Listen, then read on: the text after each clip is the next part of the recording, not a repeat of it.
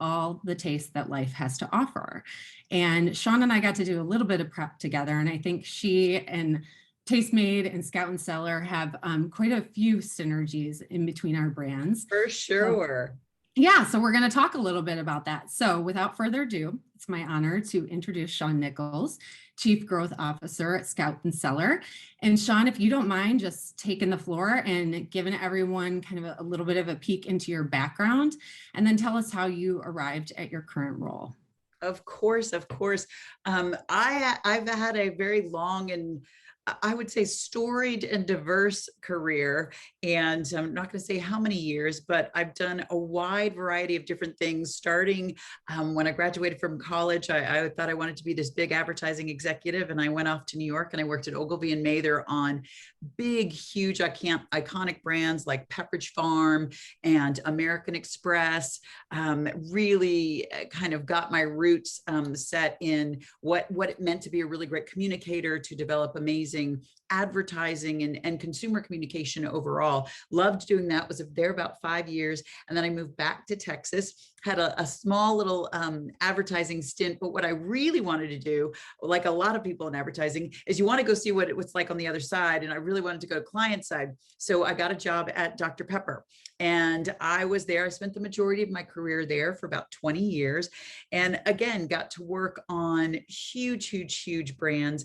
At that time, we had over 54 brands in our portfolio. Things like, of course, Dr. Pepper, but 7-Up, Sunkist, Sundrop. We had Snapple was another huge one that we loved. Mr. and Mrs. T's cocktail mixers, Clamato. It was our Hispanic brand. So I got to work on, again, amazing brands. And I did everything from fountain food service marketing. That's, hey, how are we going to sell more Dr. Pepper in a McDonald's, to the traditional brand marketing, to at the time when I was there, we developed a content marketing team. And we were in charge of developing thousands of pieces of content across the board for many of our brands. So it was really a wonderful experience. And from there, I kind of, after 20 years, I was tired of selling soda, and I was just listening to the last group talk about, hey, how do you know when it's time to change? And I think I had gotten to the place where I said, I'm not growing anymore, and I'm not learning anything new. And I had this sort of hope that I could go work for a startup. So I left Dr. Pepper just kind of out of the blue on a whim, saying, hey, I'm going to take a chance and I'm going to kind of reinvent myself. And so I did some consulting work, and that's when I happened to meet the owner and founder of Scout and Cellar. Did a little bit of work for her, got some, got the brand up and launched. But because it was a startup, I was at a place where I was being paid in wine, and I decided, okay, I really needed to go do more than just getting paid in wine. So I got a job at a big national dairy company called Lala. I was there about 18 months and became actually the CEO of Lala. And so was there about 9 months after that. So in all, not much more than about two years in a few months. And the owner of Scout and Cellar called me and said, hey, I'm big enough now that I can afford to pay you. Will you please come back? And that really had been my dream. Was I wanted to do something in a better for you space that really was doing something better for the environment and for the world, kind of that conscious capitalism idea. And I started as the Chief Growth Officer, which essentially means that I head up sales and marketing, as well as the long-term growth strategy for the company. So how are we going to grow in the next year? How are we going to grow in the next 5 years? What are our goals, and what's our path look like to get us there? So that's what I've been doing for the last 2 years. And it's been absolutely an amazing journey that I have really loved. Kind of every day is a challenge, but every day I learn something, and that's just been invaluable. Yeah, that's incredible. I mean, if you're not being challenged, you're not getting to see the reward too. It's right? So true. It's so true. Yeah. And you're just not growing. I mean, the minute we talked yesterday about the minute you are stagnant, you aren't growing. And this was just a move where I wanted to take a big risk and really learn something new. And I've learned the wine industry. We are Scout and Cellar, just to let you all know, is about 4 years old, and it's an e-commerce wine company. We're actually a winery. We make the majority of our wines, and they are marketed across the country by about 20,000 brands ambassadors that market the wine. So it's a direct selling company. And before all of you all roll your eyes and go, oh my gosh, a direct selling company, it really was when we were starting the company. We didn't have any money. It was a startup, and we didn't know how we were going to get this really special wine. We call it clean crafted wine, which means it's grown without any toxic chemicals put on it while it's growing on the vine, while the grapes are growing on the vine. And then when it's being produced or being made into actual wine, no synthetics, additives, no added sugar, no added sulfites are added into the process of making the wine. And so on both sides of the process, the growing and the producing, it's completely clean, or what we call clean crafted. And really just, you feel better when you drink it. It's a huge point of difference, and it's not been done in the category before. And so we knew we had this idea, and we were going to have to try to explain it to people. And we're thinking about, okay, how do we go through the normal channels of distribution, which is, it's called a 3-tier system. A winemaker sells their wine to a distributor, and that distributor then sells it into a retailer like a grocery store or a restaurant. And it's very cumbersome, and it's hugely expensive to get into. And we didn't have the funds. And so we sat around and said, okay, well, what do you do when you drink a bottle of wine? You share it with friends, and you tell people about it. I mean, the majority of wines that I have tried, someone told me about it, or I tried it at a friend's house. And so we said, okay, social selling is the way to go with this. And the way I like to think about it is, I have 20,000 amazing people who are passionate about our brands, and they are like social influencers. They really are my marketing arm. So it's been an amazing, it's an innovative process of how we've gone about marketing the brand. Yeah, I think that's awesome that you shared that. I know we had talked about that before, of just Yeah. not only the products themselves have a differentiation within the wine industry, but then also the way you essentially built a team and built it so fast. 20,000 independent consultants is enormous.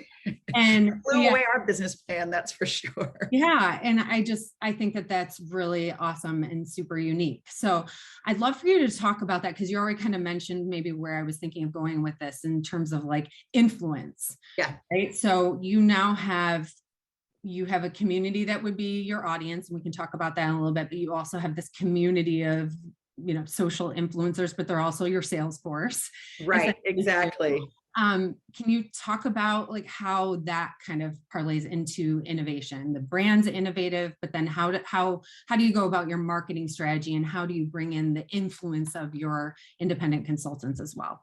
Right, that's exactly it. One of the first things we did was do some research in talking to them, just like I would think about them as a consumer. So I think about them not only as a sales force or as my marketing force, but also as my consumers. We know a good bit of them only drink our wines as well, so they are significant. Now we have over 500,000 customers, but these 20,000 influence all of them. So it's a bit of when I think about marketing innovation, it's creating assets and education for, so they understand the wines, they understand the value proposition, and they really become almost a concierge or guides to their customers on, I mean, if you think about it, I don't know if you're like me, but when I get to Whole Foods at the grocery store and I'm standing there in the wine aisle, I go, okay, I think I like that label. That's a pretty label. I guess I'll try it. And I'll spend $20 on a bottle of wine that I've never tasted. That's totally okay. But what is so great about our model and the way we sort of reinvented ourselves was, let's educate these 20,000. And we knew they have so much influence over the other 500,000 customers we've got. In fact, we've valued their media. So just their social networks alone are valued at over $3 million a month. So I have $3 million of media that I don't have to pay for. But what I do have to do is really think about controlling the message. So we create, again, lots of education on how to market it. So there's lots of YouTube videos, lots of weekly emails and so on that go out. We have an in-house sommelier, and he does trainings every week about the wines that are being launched, so that they can then go and tell people about, instead of having to stand at the Whole Foods and look at which rosé you want. It's essentially, hey, I tried this rosé. Or if you're a provincial, like you like French provincial rosé, you're going to love this one. And that really comes with a lot of credibility. So it's been quite the journey. Yeah, I love that you call them like a concierge. Yeah. That makes it, the customer service that comes with that, and making things so personal. I think that that's a big piece of just marketing success in general now. I've been doing a lot of thinking about how, when we're talking to brands like yourself and talking about how just people are so multifaceted, but they can be influenced, but they're influenced by other people or other things that they authentically identify with. Right. So Exactly. I think Exactly.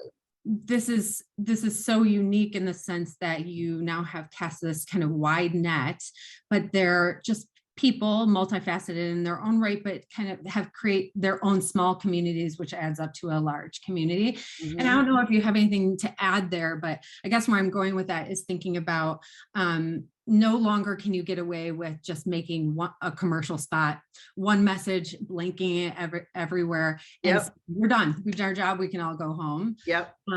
So how do you think about your audience and the consumers? Because clearly your network of consultants is essentially your consumer, like you said. But then how do you think about the actual target consumer? Can you tell me a little bit more about that? For sure. So we have, as I said, we did research with our consultants, and we grouped them in just like you would consumers, in their mindset and where they were in, the types of wines they wanted to sell and why they were doing it.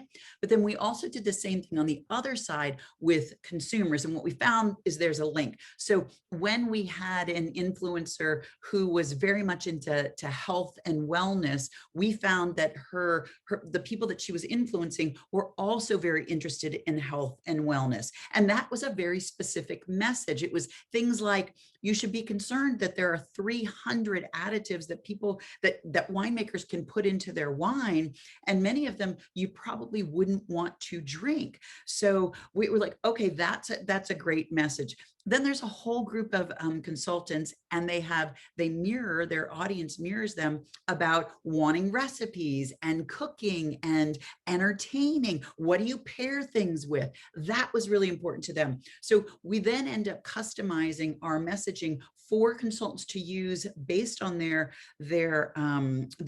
consumer base. And then from there, we typically will then boost our media that we send out specifically from Scout and Cellar in different channels as well, to kind of help broaden that awareness, so that if a consultant didn't get to them, or if there's a health and wellness person out there that doesn't know about Scout and Cellar, we're then sending that message out on their benefit as well. What's working right now for you? You mentioned YouTube, but that sounds like most of your efforts there have been kind of more for the consultants and the training, in terms of kind of going out to your target potential new customer. To, if they didn't get exposed to a consultant, how are you reaching new customers in that way?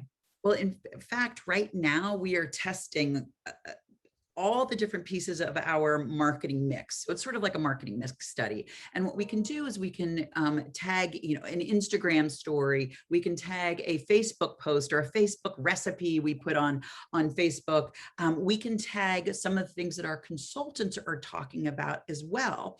And then when people are driven back to the website, we know which message was most compelling. And then we're tracking what are they looking at on the website, and how are we converting them to a purchase? And what we've just found is that our influencers, so we also use then influencers besides our 20,000. We're actually looking at those to try to broaden to broaden our awareness in our consumer base, and they're working extremely well.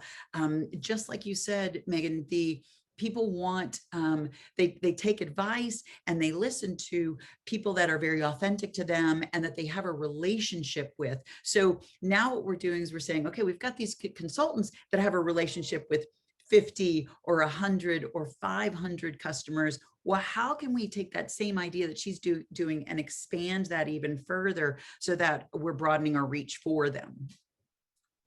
That's really neat.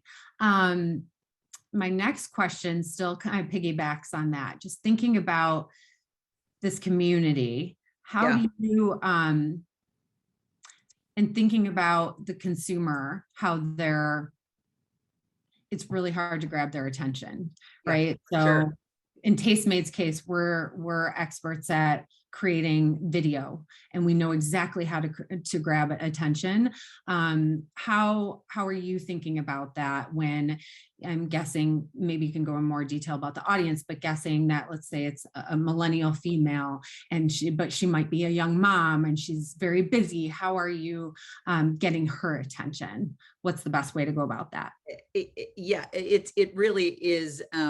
Again, we're going to go back to the consumer learning. What do they do for a living? What's their mindset? What are they interested in? Of course, they drink wine, but who are they drinking it with? What do they like to do? Are they using it to entertain? So then we can segment them out and focus the messaging. But one of the key things, because we are sort of this concierge service and we have consultants across the country that can do tastings, we consider ourselves much more of an experiential type brand. You can go to a tasting and actually drink the wines. You can buy a tasting set and you can watch a video of our som talking about going through a virtual tasting of the wines. So we've sort of pivoted to a lot of virtual tastings. People want to learn about wines. They want to learn where it comes from. They want to learn about who grew it. In particular, millennials and Gen Z are very concerned about how it was grown, the farming practices. They want to get to know the grower, the person that's had a farm for 100 years in Lake County in California that is growing these beautiful wines that are grown just like he's a third generation grower, and his family grew 100 years ago before you had pesticides and all the things. He's just growing like his great grandfather did, which is an awesome story for people to be able to tell. So we're finding that education and virtual education, people are very much interested in, and they will tune into it. We'll send an email out and say, hey, next Tuesday night, John is doing a tasting with this tasting set, or you can drink any clean crafted wine, because he's just going to talk about that. And he'll educate people about not only the wine, but who grew it, where it came from, how it got there, which is really kind of cool. Yeah, so a lot of you were mentioning virtual. That Yeah. is the pivot you had to make very quickly coming out of the pandemic, COVID. right? Or during the last 18 months. And I know for your business, and because of the tremendous growth you've had, that has been you've basically turned a negative into a positive. Right, Is there right. anything more you can share, even if it were in terms of advice or lessons you did learn? Were there some things you did try that immediately failed and you moved on? Or did you just see most of that success come out of doing these virtual experiences and really leaning on kind of the brand and storytelling virtually and connecting people that way? Right, right. Yeah, I think a couple of key learnings that we got. One is how important storytelling is, and to make sure you share that. When our consultants used to have tastings prior to the pandemic, they would, get together with their girlfriends, have a tasting, they talk about the wine. And, we had given them tons of information about the wine, what you pair it with and things like that. But that was really about it. When we had to pivot to virtual, when we couldn't do tastings in person, one of the things we learned was, again, people are so interested in where things come from. So we did very short, kind of down and dirty. It wasn't a 60-minute tasting like we used to do prior. It was 10 minutes. Tell me about two wines, talk to me about a little bit about the story, get me in and out. The other thing we did was we started with them live, thinking, okay, everybody's looking for something fun to do on, Tuesday night at 5 o'clock when, we were all drinking wine. Instead, what we did was we said, okay, instead of just doing lives, let's record them as well. And then people can access them whenever they want. We found that we got so much more exposure that way. Then the other thing we learned was when we had to pivot was lots of people just didn't want to buy a whole bottle of wine. We then changed to smaller sample sizes, and you could buy a set of sample sizes of 4 wines for the price of 1 bottle. And that was hugely successful for us. And what ended up happening was, I mean, just the industry alone prior to the pandemic, online wine sales were about 2% of wine sales overall. The majority of people still buy their wines at the grocery store, at big box stores, at Costco, and that kind of thing, at Total Wines and so on. And what we saw during that, during the pandemic, when lots of wineries were having to shift into this virtual world and discover that there is this amazing experience you can have, is that we built it to about 4% of wine sales went through online, which sounds tiny, but that from 2 to 4% was more than it had grown in the last like 10 years. So all of a sudden people were pivoting to buy wine online. And that was just a huge, huge, huge success for the industry as a whole. So everybody out there, you can buy wine and it's so much easier to have it delivered to your house or to your office because it's just so much more convenient. So is everyone back to doing the gatherings and the tastings like they did before, or is it slowly coming back? So we've had a combination. We had a group of consultants that joined during the pandemic that only ever did virtual and digital, opportunities, tasting the wine.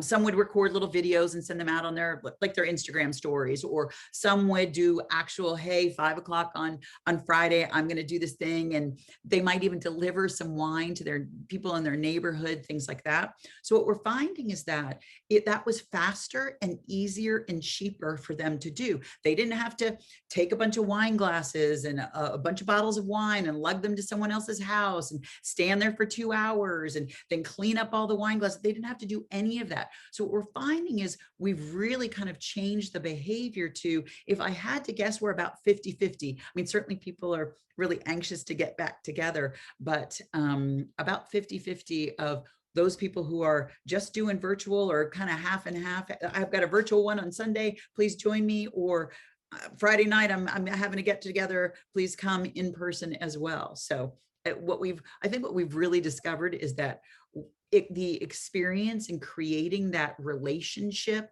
directly from the person who is marketing that wine or that brand to the consumer is more important than we could have ever imagined. Mm-hmm. And I would recommend that highly to anyone. Build a story, tell people a story, give them a place to go and learn more about things because they really want to know. Yeah, no. And I mean, I'm sure my whole team, we can all relate because storytelling is the essence of everything we're doing. That's exactly it. That's exactly it. I love to hear that. And I think it's just so great that you had the business model, the foundation set, that when the world was rocked with something that we never could see coming, you could turn that into a positive, and that you had a massive team that was, could be trained quickly and sort of deployed again, but in a new fashion. And you kept up with that consumer behavior, and it's clearly benefited your company. I'd love to just kind of overall talk about innovation. Yeah. And all too often we'll hear from clients that they want to innovate and they always want to try something new, and they first to market, got to be there, give it to us. And Tastemade is always coming up with new ways to innovate and provide that for our clients. But then there's oftentimes where clients then shy away from that, and they'll say, they'll kind of just rest on being proven and safe. What's your point of view on that, and what's your take? Is there just a time and a place? And if you have a little bit more to say about that, I'd love to hear it. For sure. I kind of think about innovation in a couple of different ways. I mean, it's probably about if I had to bucket it, 4 different things that I think innovation really is about. The first one is you got to have the confidence to take a risk. And I think that everybody should be in that place. So those people that say, oh, no, I want to play it safe. I want to play it safe. The minute you start to play it safe, I just think you're stagnant, like we talked about earlier. Take a smaller risk rather than a bigger risk, but take that risk and have the confidence to do it. And the only way you have the confidence to do it is kind of in the second rung of what I think about innovation, which is, okay, get lots of people along for the ride. If you can, kind of in your sphere of influence, get people nodding their heads or saying, yeah, okay, we can do this. I'm in with you. Then if you get to a place where you fail, well, you're all failing together. You're sort of failing forward, and you could say, okay, we tried it. We all tried to build the best mousetrap we possibly could. And if it didn't work, that's okay. What did we learn from that? So that failing forward to me is really, really important. And I think the last one is, your innovation should always be sort of a solution to a problem. Don't innovate just to innovate. Innovate to solve a problem that someone has, because then that kind of, if you're placing a bet, your bet's a little bit stronger, right? If you're solving a problem that you know exists out there, and your product in particular, or the way you're going about doing something is a unique way that hasn't been tried, man, that should just kind of give you a little bit more confidence that what you're doing is right. So to me, I'm always like, okay, what problem are we trying to solve, and how are we going about doing it? Oh, it's some crazy idea. Okay, I'm all in. Let's figure out how together we're going to do it, as opposed to one person having to put a stake in the ground and nobody else is aligned.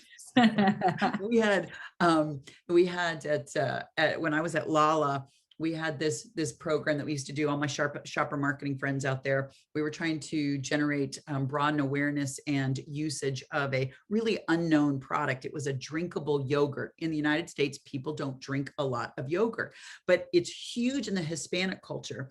And so we had a great stronghold there, lots of brand awareness. But what we wanted to do was expand it outside of because it had so much health benefits and really was a good product. Particularly the kids liked it. We wanted to expand it outside of the Hispanic group, and so we decided to do is we were gonna do this cool coupon at a retailer, and we would then track who used the coupon and so on through the the loyalty card with the retailer.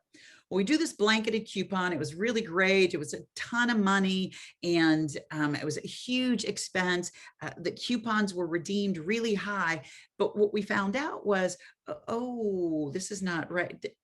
The current people who are buying our product are the ones that were using the coupon. And so it really didn't expand our, our user base. So what we ended up having to do was, okay, we're going to fail forward on that one. What do we need to do?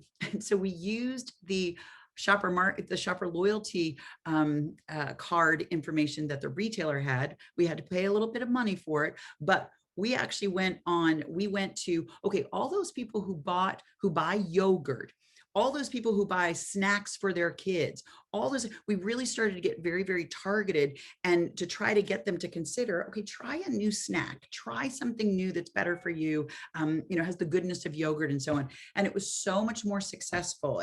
But we had taken all the learning from the last one and applied it to this new one. And the dollars that we ended up spending were smarter, much more strategic. And we ended up building our base, and it just a simple, shopper marketing program, but we had never really thought about it that way before. Yeah, sometimes I feel like you're thinking about it as a need that the consumer knows they have that need. Yeah. But sometimes you're thinking about it when the behavior doesn't exist, but you're kind of on the cusp of it. You have to drive that behavior. And that is hard to do. Yeah. Yes, it was, but right. In partnership with a retailer that we'd already done the coupon with, and we'd shared the learnings, and it was successful for him because we moved a lot of product. So he was willing to do it again. It was just, we had to figure out how we were going to bring new people into the franchise. So yeah, that's an awesome example. Back to Scout and Cellar. What's next? What's on the horizon? Can you give us? Oh gosh. Sneak peek? Well, we're in the midst of right now planning for 2022. And we've got lots of big stuff coming down the pike. A couple of things. One is we've been greatly impacted, or the wine industry in general has been impacted by lots of fires near and around the the vineyards. So lots of our growers have been impacted by the smoke in the air, and it creates grapes that don't taste as good. And what most wineries are doing is they're saying, I'm sorry, we're not going to buy your grapes. And what we're trying to do is figure out how can we innovate with new products that we know consumers want, we've seen in consumer trends, but innovate and create something new and different. We did this in the last year's vintage where there were some fires. This also 2020 has the vintage also has some smoke taint as well. And so what we're doing is we're innovating and creating some new things that we think are just going to be huge for our consultants.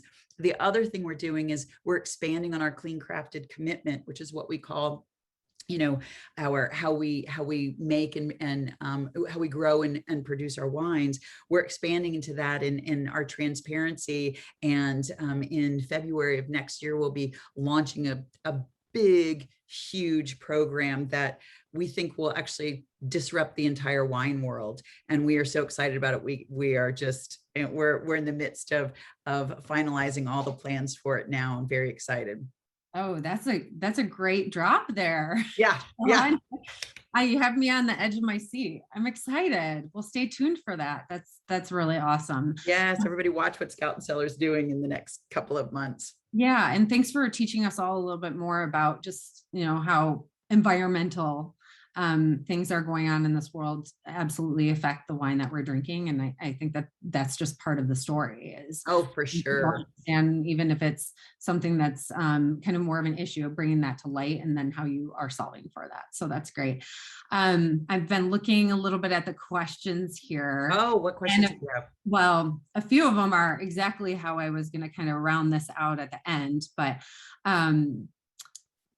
I think the main one is everyone wants to know what your favorite wine is. So we talked about this yesterday. Yeah. They asked me the same exact thing. She's like, what are your favorite wines? You can tell a few of your favorites, but as we talked yesterday, I'd love for you to share the stories behind those favorites as well. Of course.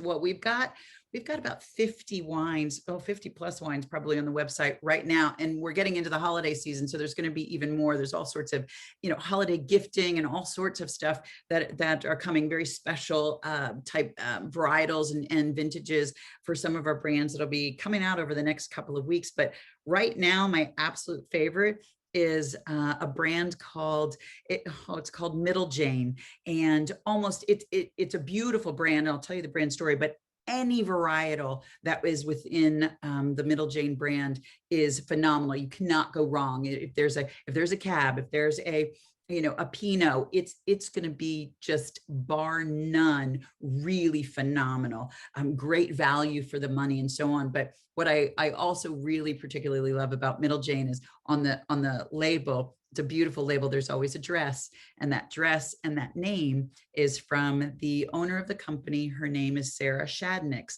Her middle name is Jane. Her mother's middle name is Jane.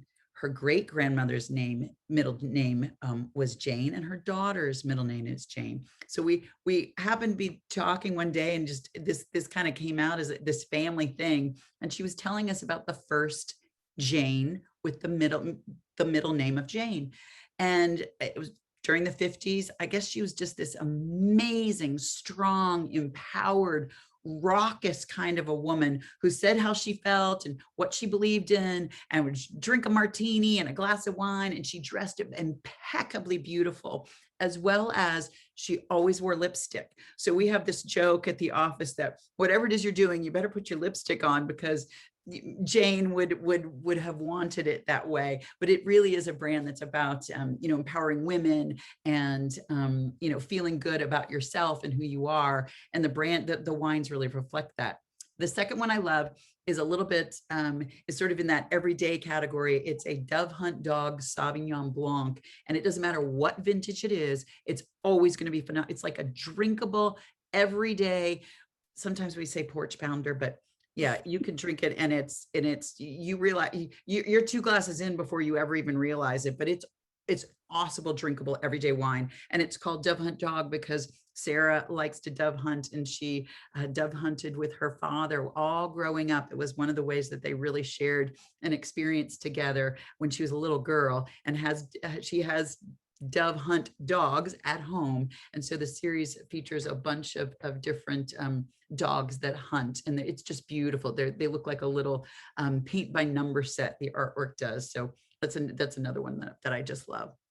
Oh, great. That's awesome. I think you probably got a lot of people like clicking and trying to get that wine for the weekend. Oh yeah, for sure. Yeah. And then we might have time for one last question, but we talked a little bit about this one too. In your opinion, what brands are getting it right, and who do you really admire? Oh, well, we talked a little bit about that yesterday. And, the examples I have are pretty much within our industry because that's who we're paying attention to a lot. One of them is a company called Beauty Counter. It's a direct selling company that has really disrupted the industry, and they're doing it in a completely and totally different way.